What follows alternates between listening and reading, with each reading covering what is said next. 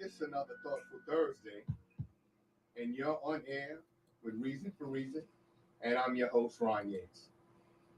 So today I'm want to talk about something that many will find somewhat controversial.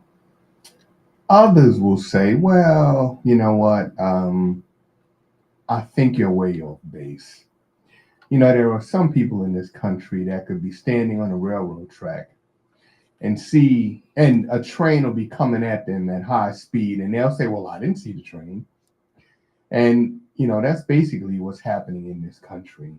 There is a shift away from the system that we had, the system that was called democracy. Realistically, if you think about it, this country was probably never really a democracy. Let me rephrase that.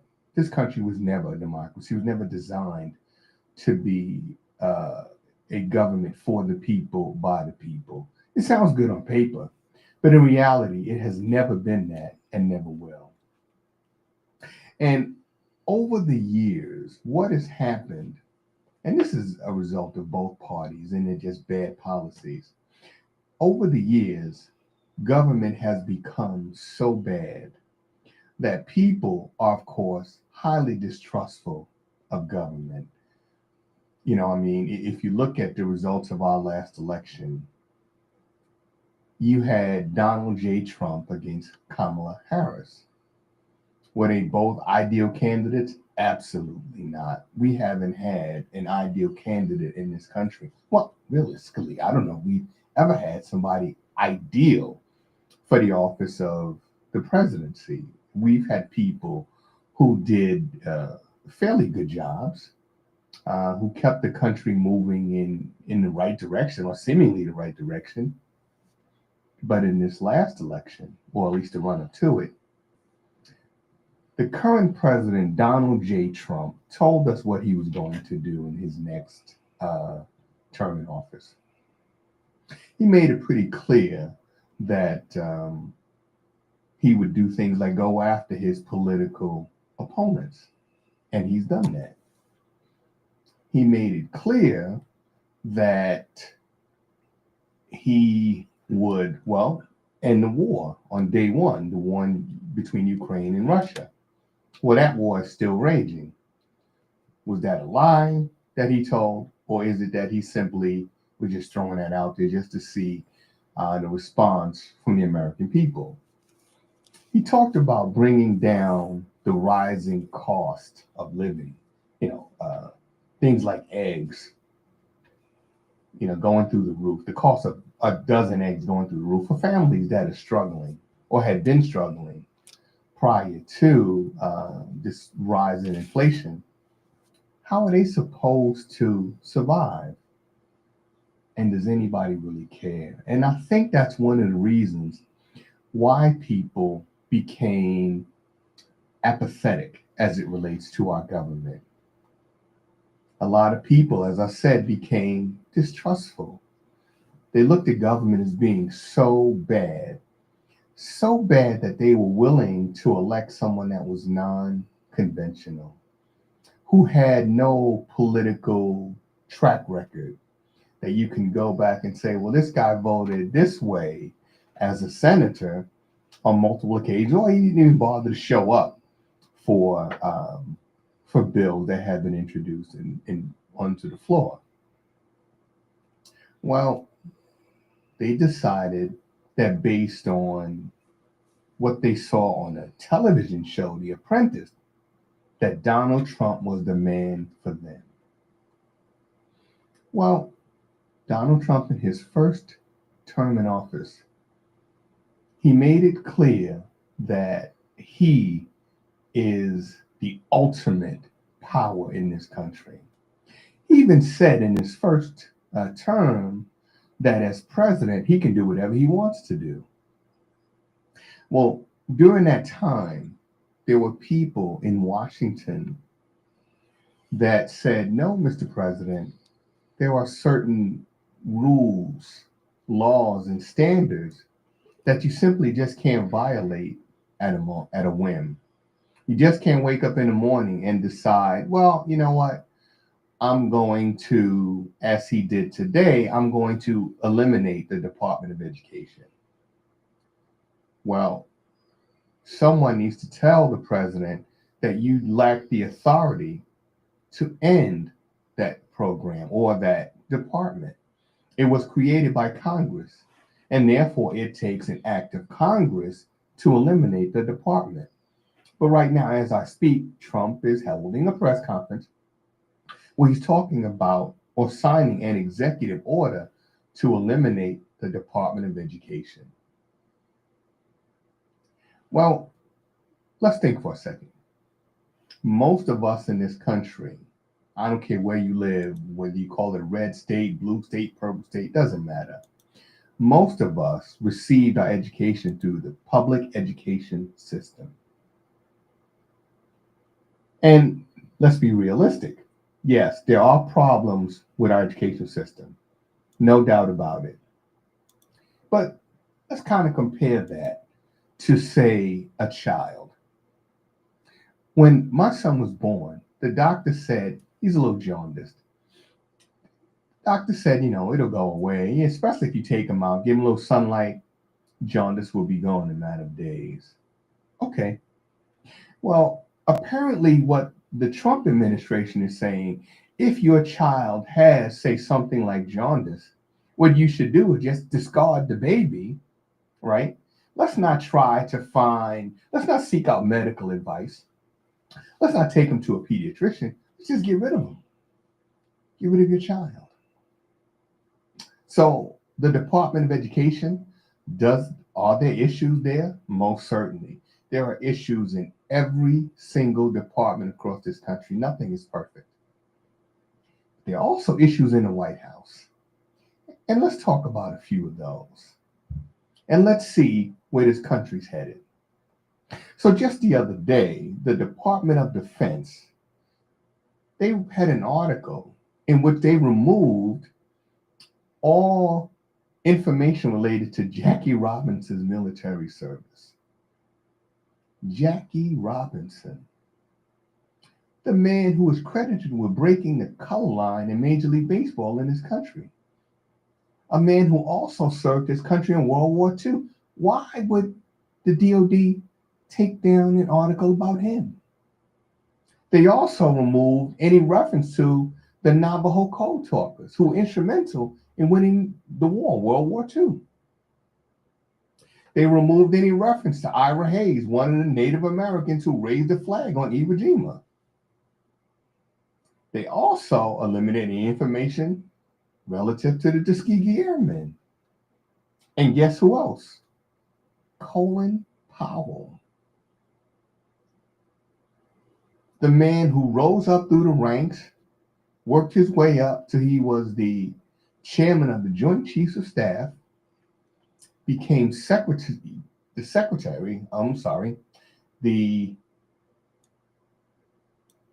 oh boy, I'm drawing a blank. Secretary of State. Secretary of State.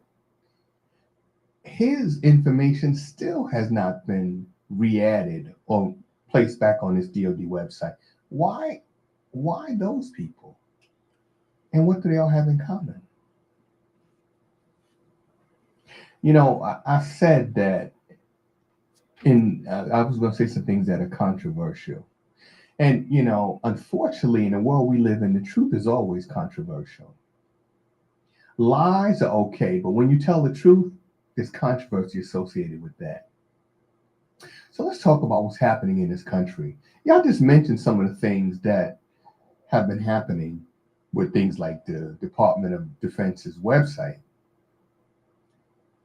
But beyond that, we chose a man who we knew who he was, yet we thought, how bad can he be? Can he be any worse than his opponent, Kamala Harris? One of the things Kamala Harris said in the run-up to the election, she said that Trump is going to remove all of the guardrails. And damn it, he's done it. He surrounded himself with a bunch of yes men and yes women who all they say to Trump is, yes, Mr. President. Never any pushback, never any Mr. President. What we're doing violates the Constitution. It violates federal law, it violates state law. No, the answer is yes, Mr. President. I'll get right on that. Currently, there are about 100 active lawsuits against the Trump administration based on the mass firings, the shuttering of programs, the defunding of programs, which he did not have the authority to do. How does this happen in America, in a country that we call a democracy? Are we still a democracy, or are we headed to something else? You know, about 90 years or so ago, a little more than that now, a man by the name of Adolf Hitler decided that he was the man to save Germany, to make Germany great again, to restore German pride, German power. Well, there are so many similarities between Adolf Hitler's rise to power and Donald Trump's, even going back to their childhood. Both of these men apparently had difficult relationships with their fathers, loved their mothers, but had difficult relationships with their fathers. Neither of these guys was really interested in politics. For Hitler, his ambition was to be an artist. He was a painter. From all accounts, not a very good one, but he believed that his painting should be displayed in some art gallery. He applied to the Art Institute of Vienna and was rejected. I think he was rejected more than once. Sometime thereafter, World War I broke out. And Hitler, who was not German, he was an Austrian, he evaded compulsory service in Austria and went to Germany and became a corporal in the German army, or the Wehrmacht. Well, after his service, there was major changes in Adolf Hitler. He began to blame people for Germany's defeat in World War I. He placed most of the blame on the Jewish residents of Europe. And he vowed to take, I guess, revenge out on those who he believed subverted the war effort, did not support Germany as he thought they should. And slowly, Hitler began to rise to power.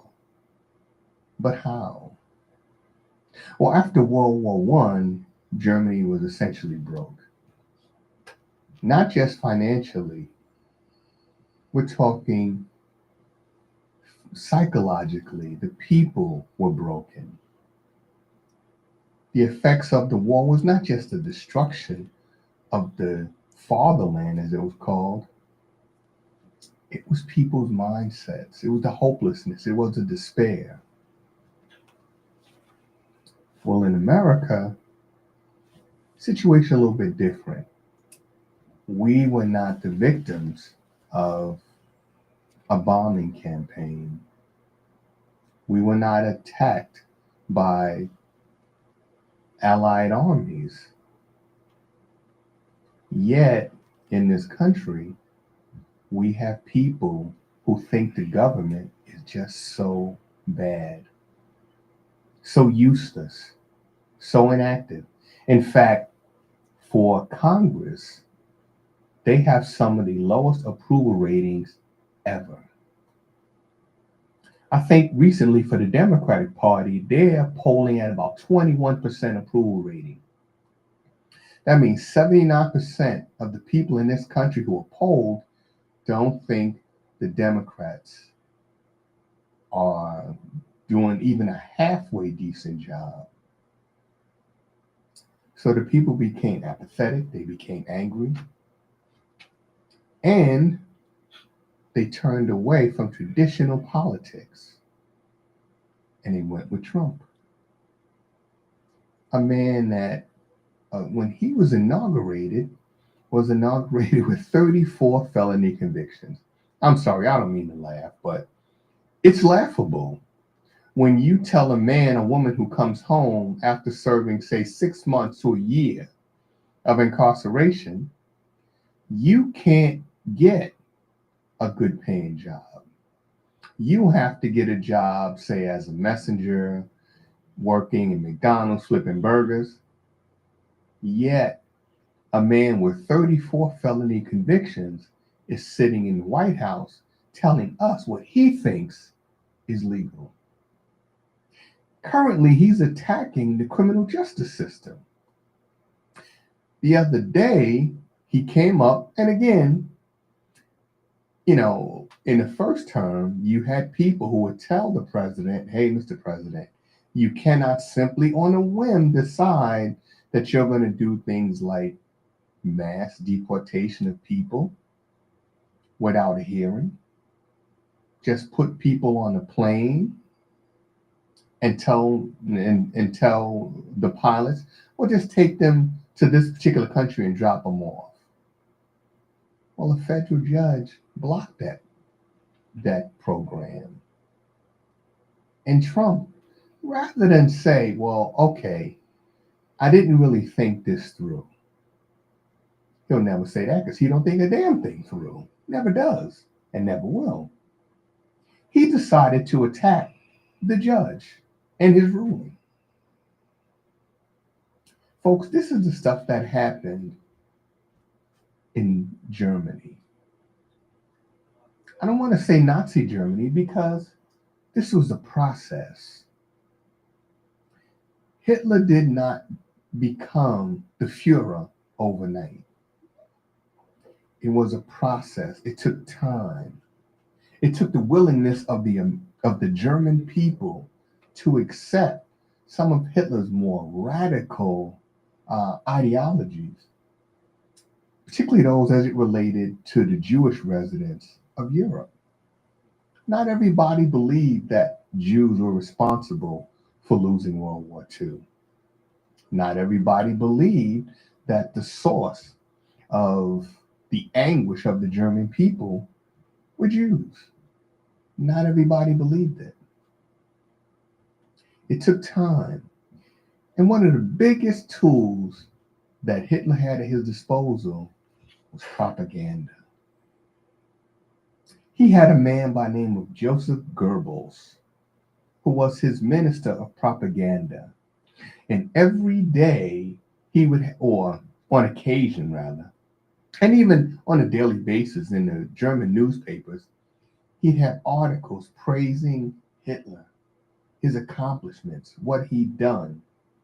Now you got to figure, this is years before the internet, years before the 24-hour news cycle. Whether you agree with me or not, in my assessment, every time you turn on your television, you turn on your computer, if that is your source of news, the person that leads every story is Donald Trump. And this is not by accident. This is the propaganda machine in full swing. Everything he does leads on the nightly news, in the newspapers, on the internet. So you're constantly seeing the name Donald J. Trump, constantly hearing it, constantly being fed this propaganda. And in Germany, as it was becoming the Nazi regime, one of the things that Hitler and Goebbels did, they got rid of media that was not friendly to Hitler. So if they wanted to talk about the actual truth, they served no purpose to Goebbels and his propaganda campaign.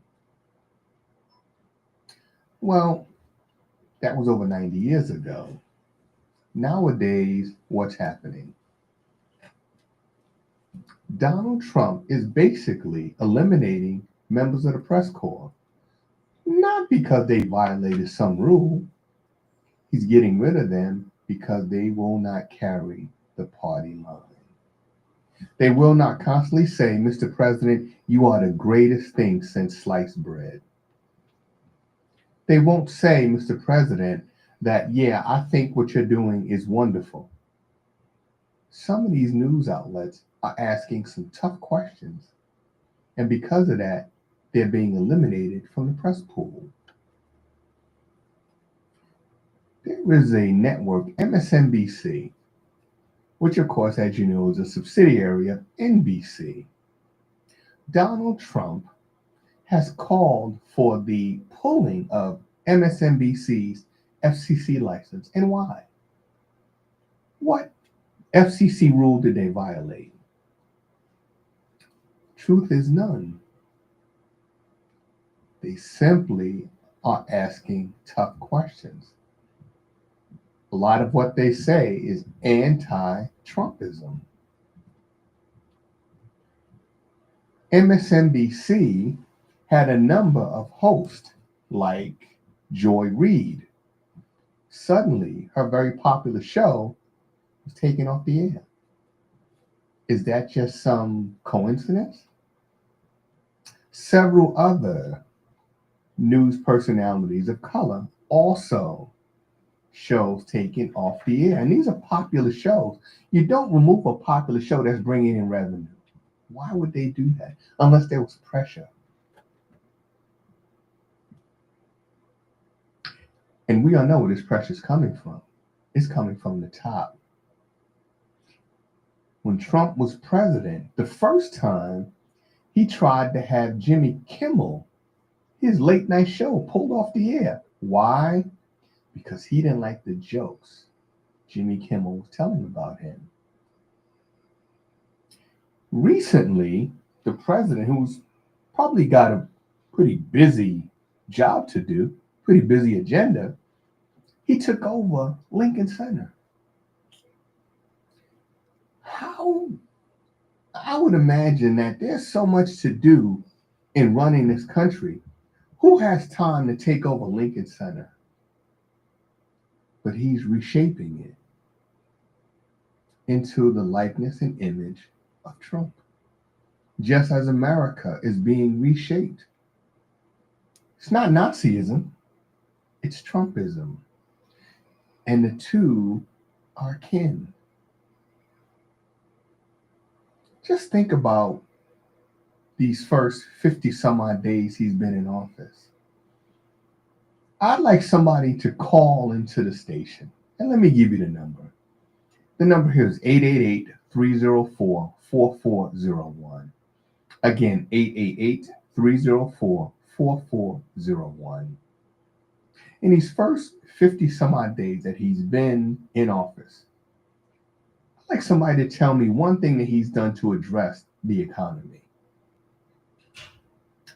other than tanking it by his tariffs and his trade wars with China, Mexico, and Canada. But I'd like somebody to call me and tell me one thing that he has done to address inflation, the rising cost of things like eggs. What has he done? I mean, he promised to do these things as soon as he took office. He said he's going to make America profitable again. Well, since taking office, Americans have grown dramatically poorer. What happens when you take away people's jobs? There's no paychecks coming in. How do they pay the rent, the mortgage? How do they put food on the table? Then these drastic cuts by Vice President Elon Muskrat. He goes around people who fought tooth and nail for jobs, good paying jobs. He goes around with his band of merry men, or merry idiots, if you want to call them that, because a lot of these folks are just college kids. have no real experience dealing with the labor movement or labor at all. They show up and they tell you, or sometimes they don't bother to show up. They just send you an email telling you, oh, by the way, you don't work here anymore. That the agency that you have been employed by for 5, 10, 15, 30 years, well, it no longer exists. Despite the fact that it takes congressional approval to do that, well, Elon Musk, have decided that I'm going to take my chainsaw to it and just gut it or just shutter it completely. One of the things that the government thought would save them some money would be to cut the USAID program, which provides much needed food and medicine and other humanitarian aid to people in some of the poorest places on the planet. How much are we saving by doing that? How much are we saving this country by cutting programs for veterans, those that put their life on the line to protect this country, to give somebody like Donald Trump the ability to be the commander in chief? Then you get somebody like Pete Hegseth, a former Fox commentator. I think he might have attained the rank of captain or maybe major in the National Guard. I don't think he did much in terms of active duty. See, he fired or was part of the firing of the chairman of the Joint Chiefs of Staff. Of course, he is now a black man. He's looked upon as being a DEI hire. But for somebody like Pete Hegseth, people are saying he's a DUI hire because, of course, he's had several people come forward and say, this guy's a drunk. That he should not be trusted with a department the size of the Department of Defense. Because in two of his prior positions, he oversaw not-for-profit organizations and ran both of them into the ground. Sound familiar? Yeah, him and Trump have that in common. But anyway, the point I'm making is that the people in Germany, when Hitler was elected, they had the Weimar Constitution. This was a constitutional society. What happened? How did these people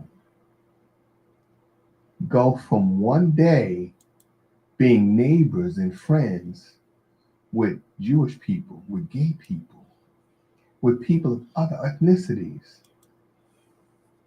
to days later putting these people into ovens? How did that happen? I think we need to look within ourselves and just see what's happening in this country.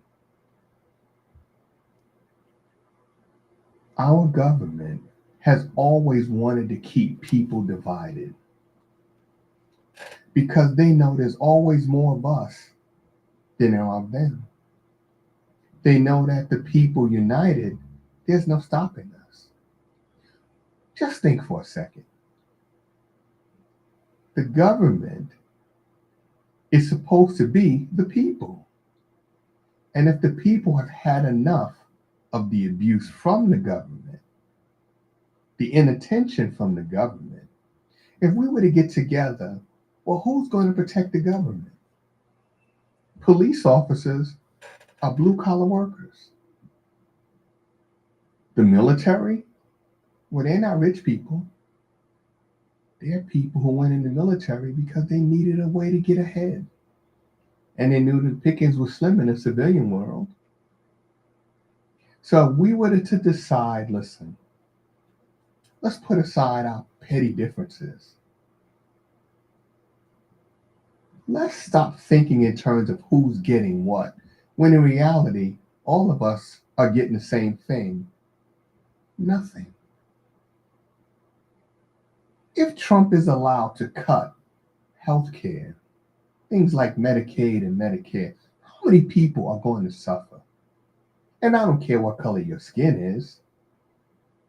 How many people are going to suffer?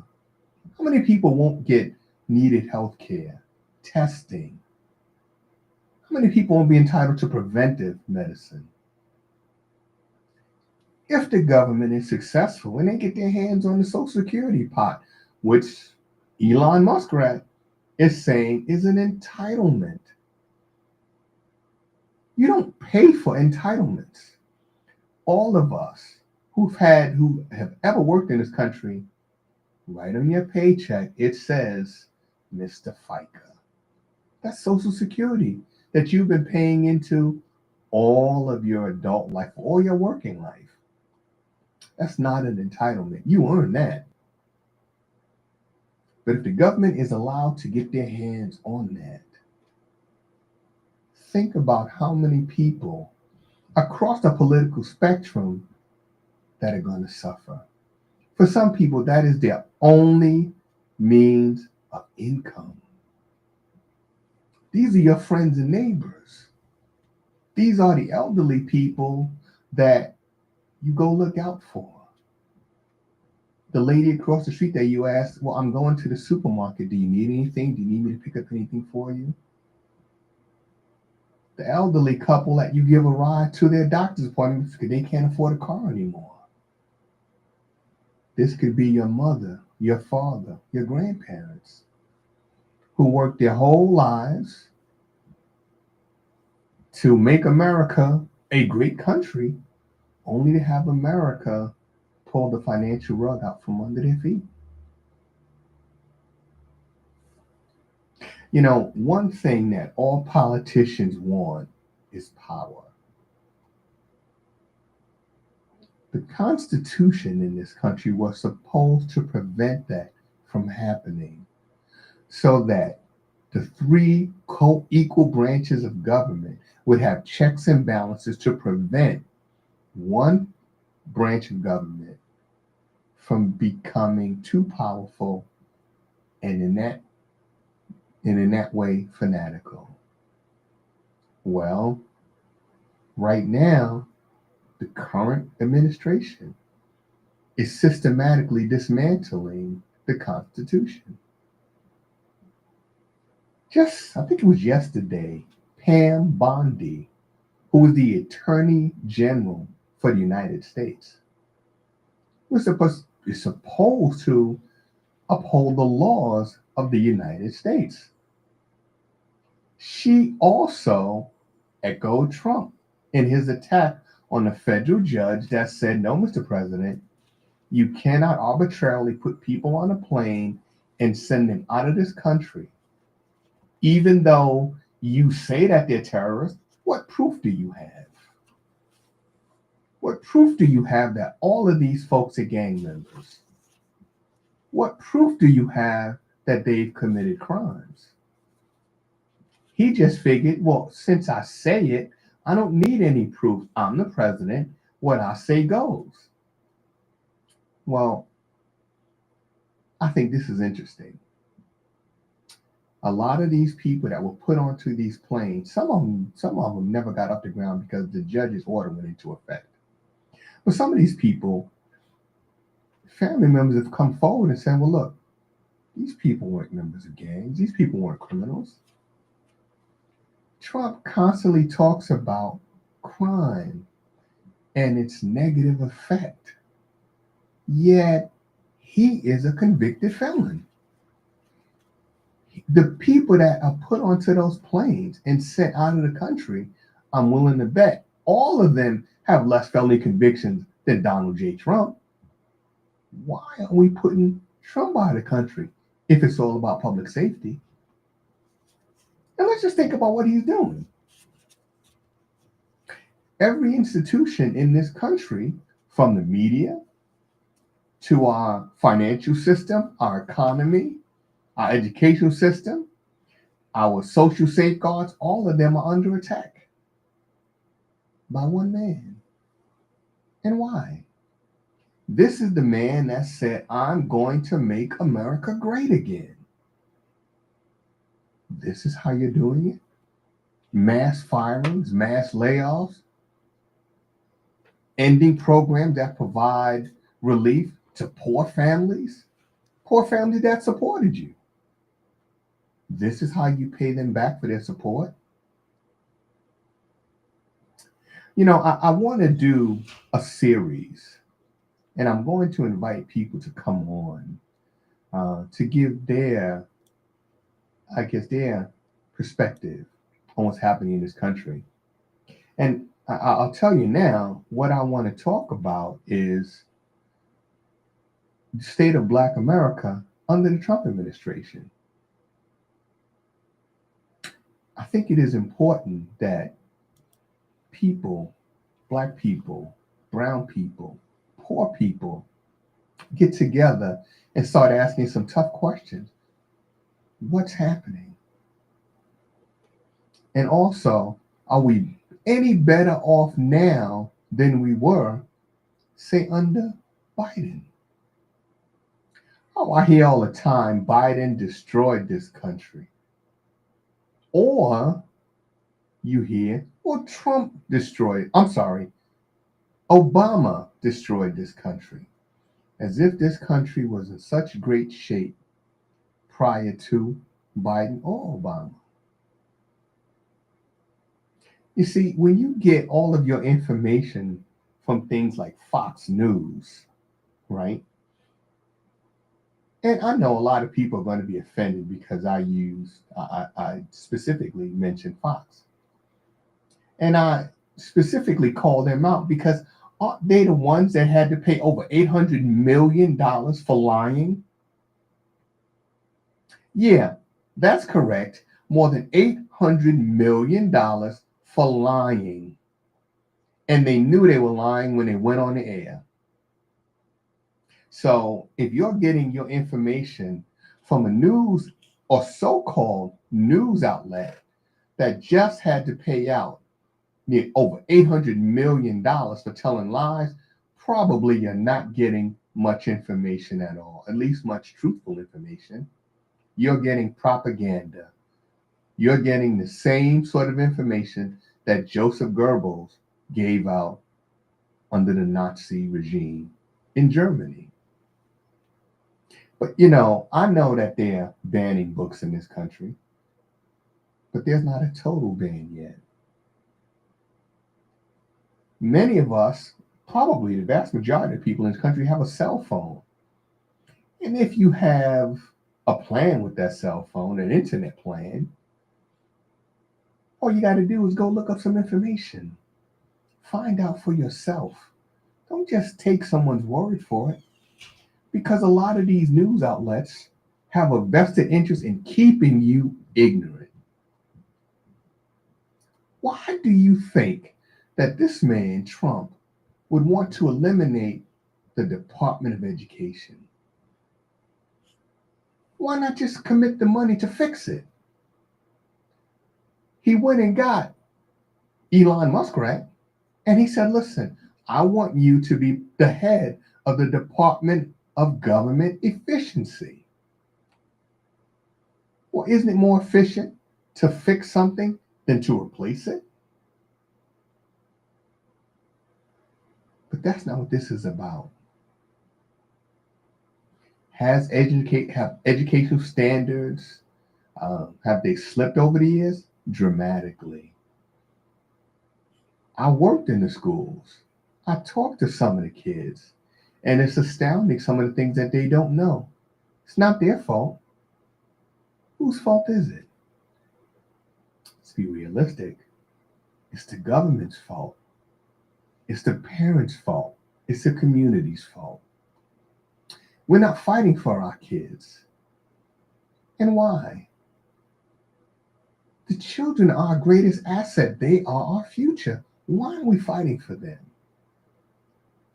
Why are we happy that our children are being taught to pass an exam? not to go out in the world and think critically, just to pass an exam. Why are we happy that our young people are going to get jobs, are going to graduate and get jobs in places like Walmart or flipping burgers? Not that there's anything wrong with either. I flip burgers, I worked in a supermarket, but what about other opportunities? So that these young people can again have faith in their government, in this country. So many do not believe they'll ever be able to do things like buy a car, buy a home, raise a family. And of course, we want to blame the young people. But how can we do that? Are the young people responsible for the atrocious condition of the economy? Eggs, in some places, more than $10 for a dozen eggs. I remember as a teenager on Halloween, we would go to the supermarket. Eggs were 50 cents for a carton.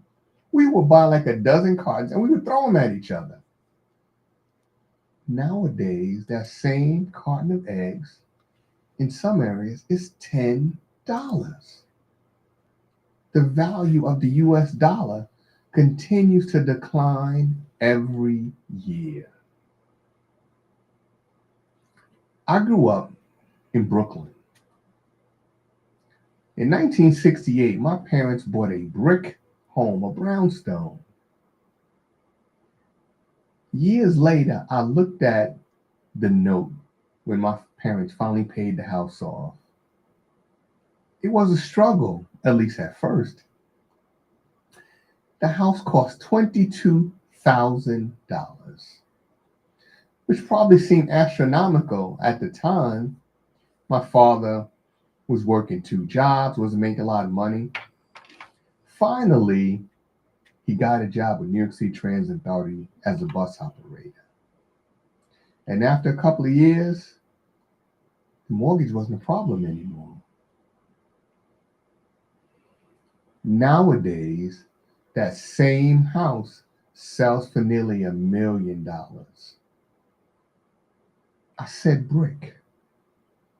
Around here in the Poconos, Northeast Pennsylvania, most of the houses that have been built within the last 25, 30 years, none of them made with brick. Yet you're paying 300,000, 400,000, $500,000 for a house that's basically thrown up in a matter of 60 to 90 days. Fortunately, we're not in Hurricane Alley. But if we were, if we got some of the wild weather that's happening right now in the Midwest, how many of these houses would stand up to that?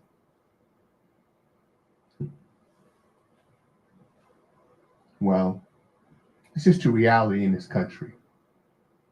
And it's only going to get worse. Why? Because people are so apathetic. People are so stressed out. They don't have time to focus on what's happening. Years ago, anytime your child was involved in any sort of activity at the school, the parents were there supporting their child, supporting the school district. Doesn't happen anymore. And why? Because many people in this country have to work 2 and 3 jobs to make ends meet. Who's got time to come to school to watch a school play or to sit with the teacher and go over your child's grades and their performance? You have to work that third job just to put food on the table. Our government tells us, well, that's just being a good American. Yet, we talk about efficiency. And we went and got a man like Elon Musk.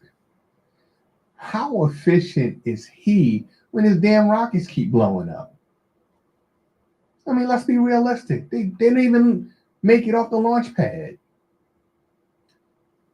Months ago, he was asked by his boss, Donald Trump, listen, we have two astronauts who cannot get back from the International Space Station. Just send up one of your rockets to bring them back. They didn't make it back to this week. 9 months in outer space, away from their families. Well, if Musk is so efficient, what took him so long to send the rocket? Why does his rockets keep blowing up? And has anybody looked at the stock market lately? Hmm. Don't mean to laugh again, but Trump said, listen, he told people you probably shouldn't look at your 401k. Why? Because what you've earned in your 401k can be wiped out overnight with all the market volatility. And let's be realistic, folks. I don't care whether you wear a red tie, whether you wear a blue tie, whether you consider yourself Democrat, Republican. None of that really matters. It matters only really during election time. After that, does anybody ask you on a daily basis, are you Democrat or Republican? What does it matter? If these programs are cut, what does it matter what your political ideology is? What will it do for you? There are many, many people who supported Trump. Some of those same people are on the unemployment line today because their jobs were cut. Many people out in the Midwest, ruby red parts of this country, who are now growing increasingly angry. Last night, the representative from Wyoming went for Trump. I think about 72% of registered voters voted for Trump in Wyoming. Last night, their representative held a town hall meeting who nearly booed out of the building. People are becoming increasingly angry and frustrated. They're sick and tired of seeing Elon Musk showing up at people's jobs and telling them they're fired. And while he's firing people, what else is he doing? Elon Musk is signing new government contracts. He just signed a $2.4 billion contract for Starlink. So while people are suffering, his businesses are profiting. Oh yeah, he's taking a beating on the stock market, but that's because his boss decided to go to war with Canada, China, and Mexico. And who are they? Oh, they're only America's three largest trading partners. You know, Trump, I think he's trying to take a page from history. See, many, many years ago, and we're going to go back to Germany again, Adolf Hitler decided now would be a great time for me to take over places like Austria. Since they speak German, right? Nobody's going to offer any resistance. He knew that the people of Europe did not want to fight another disastrous war. So after Austria, next was the Sudetenland. Not a shot fired. People were worried about another war and bodies piling up. So he took piece by piece, country after country. Well, now we have a president that wants to take the Panama Canal, take it back. In fact, I saw an article the other day that said he has instructed the military to, I guess, find or plan essentially an attack to take back the Panama Canal from Panama. The other day on Fox News, he talked about Canada as again being the 51st state. Then, of course, there's Greenland. He's still talking about taking Greenland. What the hell are we going to do with it? Now, I get it. Greenland is a huge piece of land, huge landmass. And under the ice, which covers most of this country, there are rare earth minerals. But other governments have tried to extract those minerals. There's just too much ice. So I don't know, maybe Trump has, and Elon Musk, maybe they're going to figure out a way to melt all of that ice and extract those minerals. But to whose benefit? A couple of weeks back, the president of the Ukraine was here, Vladimir Zelensky.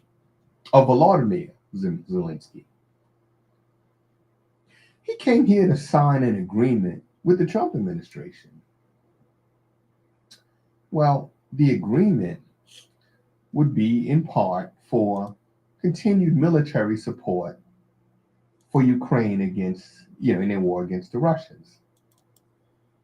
The other part of that deal was that America would extract about 50% of Ukraine's minerals.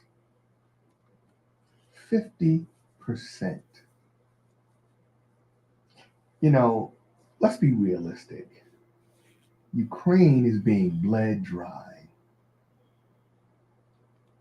About a year or so ago, there was, I guess it was a press conference, and the senior senator from Kentucky, Mitch McConnell, was asked about aid going to Ukraine. And he said right in the chamber, listen, don't worry, the money's not going to Ukraine. The money's going to defense contractors. And that's where the money went. Who's going to pay that back? Oh, I know the American people. Yes. We're being taxed out of reality for that matter, right? But Ukraine, they've taken their grain.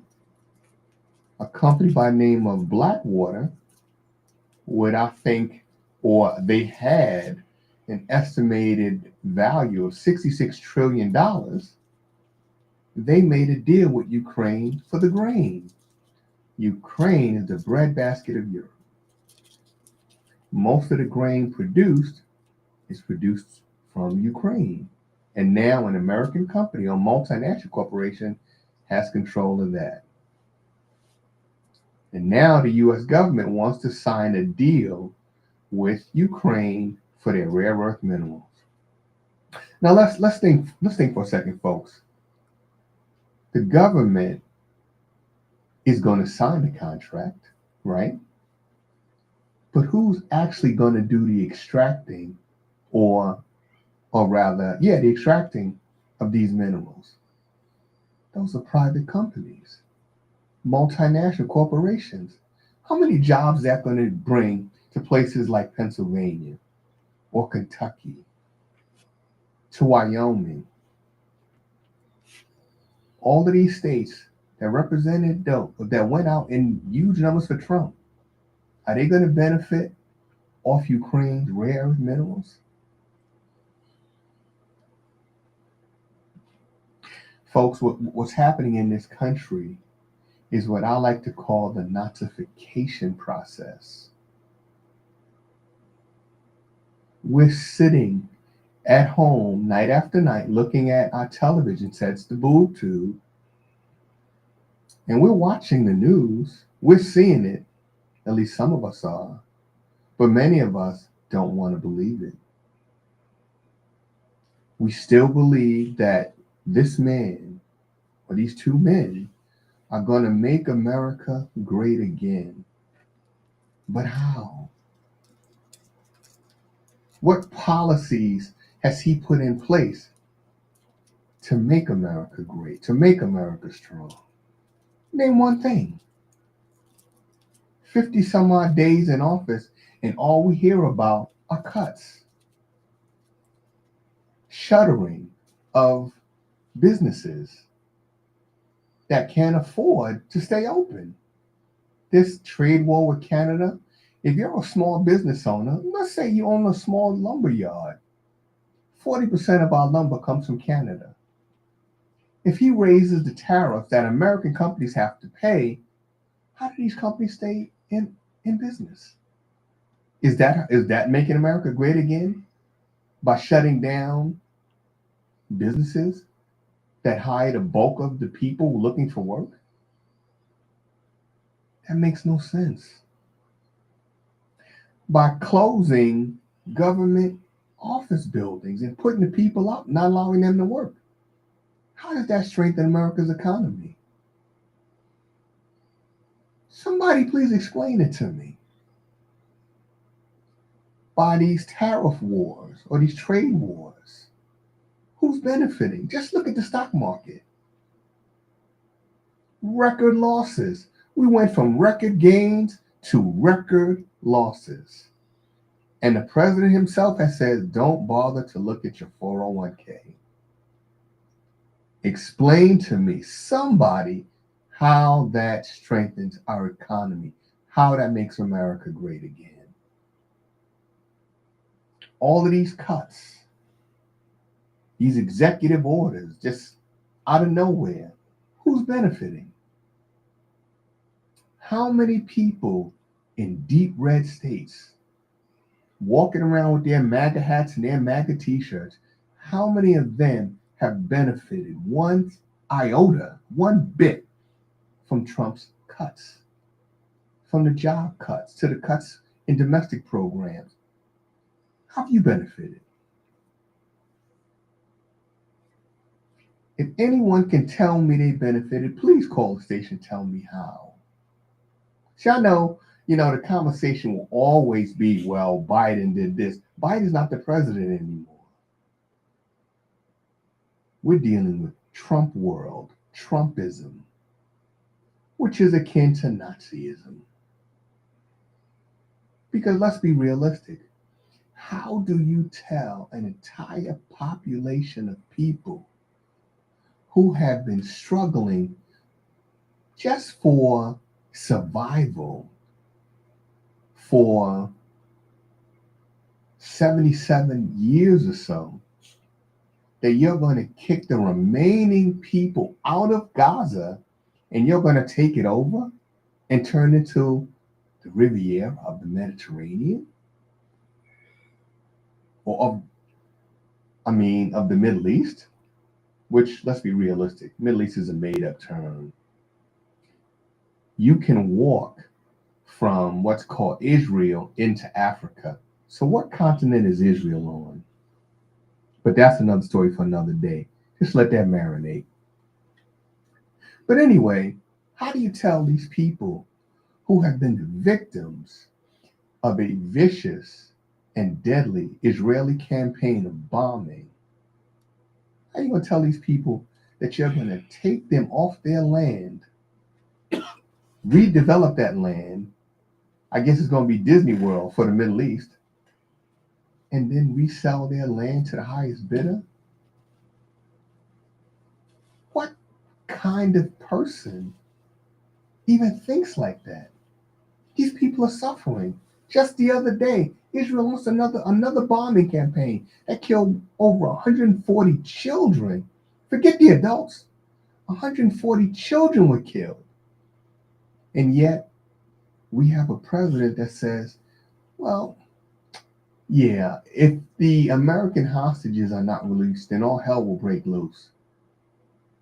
I don't know, Mr. President. Maybe you don't know much about history, but hell has been breaking loose for the Palestinians since 1948, when Israel became a state. In fact, before that, 1947, they've been catching hell. Nothing you can do to these people that hasn't been done to them already. And in this country, these DEI cuts, things like ending segregation era legislation against segregated facilities. Yeah, Trump signed an executive order the other day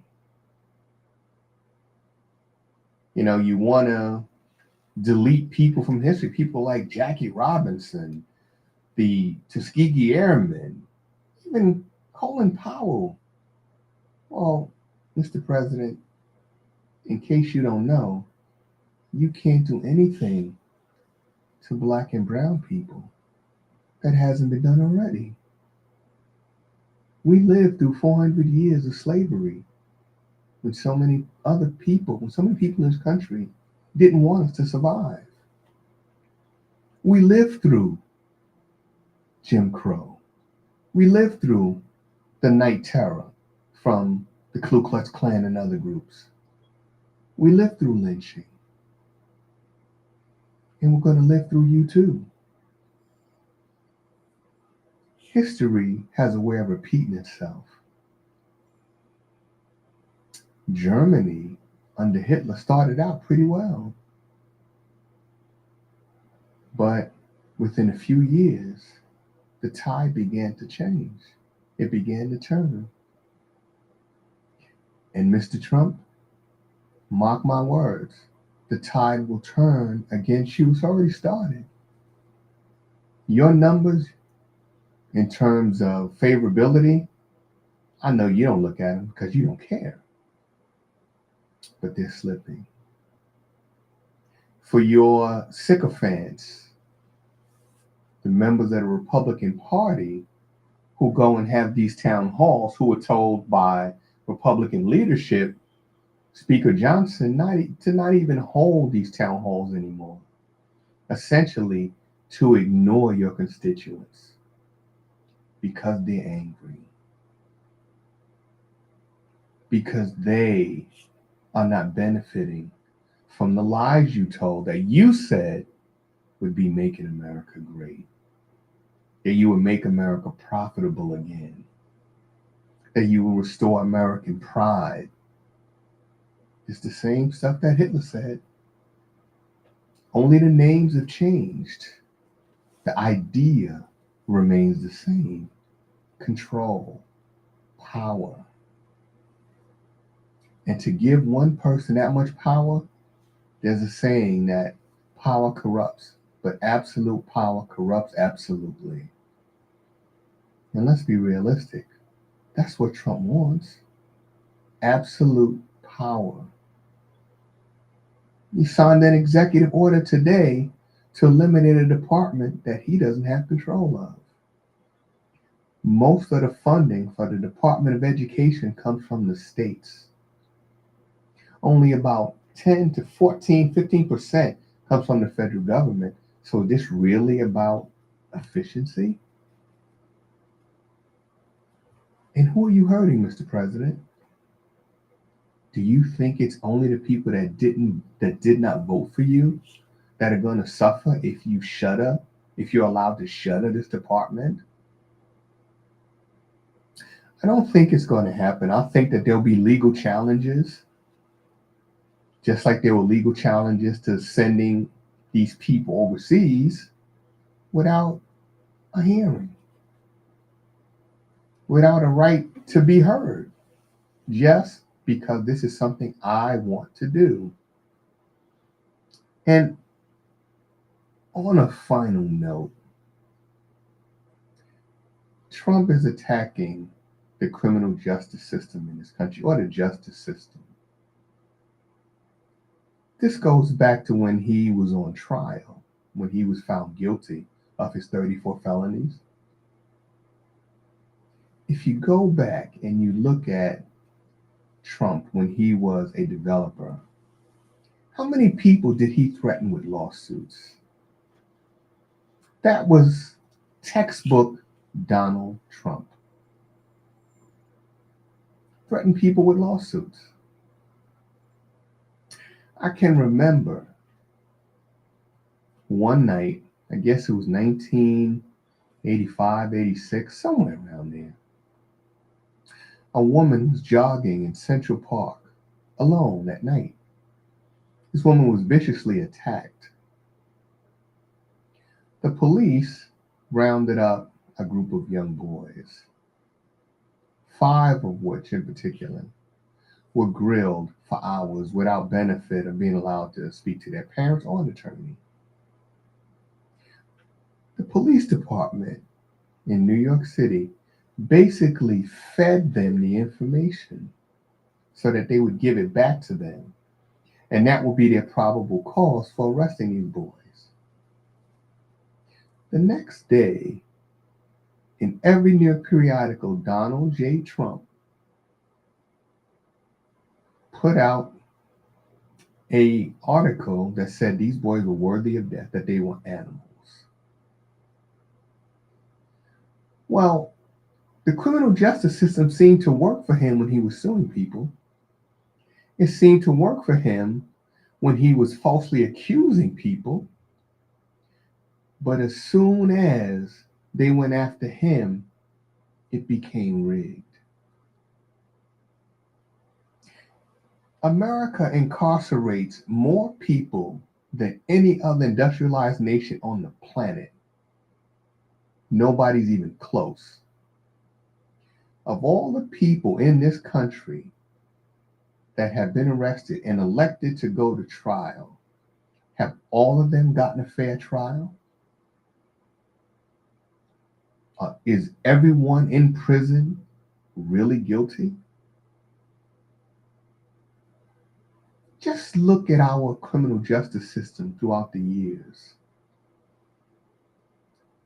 A 15-year-old boy by the name of Emmett Till, visiting his family in Money, Mississippi, was brutally murdered. The two men that were ultimately brought to trial were found not guilty by, of course, a jury in Mississippi. Well, those same two men then gave an article, or they gave an interview, and an article was written where they detailed what they did to Emmett Till. The federal government could have stepped in and charged these guys with civil rights violations. Instead, they let them continue to walk the streets. Both of these guys had full lives. Emmett Till's life ended at 15. And what had he done? Some say he whistled at a white woman. Is that the proper function of a criminal justice system? I can go on and on with miscarriages of justice in this country, but nobody seemed to care until it was Trump. Until he said, it's rigged. Then all of a sudden, people were up in arms, so much so that they went into the US Capitol. All of those folks have been pardoned by Trump. Yet, they went into the Capitol to, as they say, stop the steal, to protect Trump. Well, who's protecting you from Trump now? That he's taking your jobs, that he's cutting programs aimed at the poor and the working class. You went and put your family and your life at risk to go into the US Capitol. But today, you're not doing anything. You're sitting back waiting because you want to believe that Trump has your best interest in heart or in mind, that he's going to do the things he said. Well, it hasn't started out that way, and it's not going to finish that way. So, folks, as I said at the beginning, things I was going to say today would be considered controversial. Yeah, they are. I guess I'm just a controversial person because a lie somehow isn't controversial, but the truth, there's always seems to be a problem with telling the truth. The first casualty of war is always the truth. And there's a war going on every day. It's a media war. It's a propaganda war so that you won't know the truth, so that someone will shape you in their image, in their likeness. In this country, we now believe that God is a wingtip wearing, two-piece suit wearing Republican. I'm sorry, folks. That's not reality. God is not, God is above politics and above the foolishness that goes on in this country over politics. So, folks, that's going to bring me to the end of my segment. I just hope, as always, that you got something out of this and that it'll spark some interest and that you start asking questions. Now, you do a little research above and beyond Fox News or CNN or HLN. Find out for yourself because what happened in Germany, the people of Germany were held accountable for what they knew or even what they didn't know. And in this country, all of us would be held accountable for what we did or even what we didn't do to defend democracy. So, with that, I will say good night and we'll see you here again for another Thoughtful Thursday.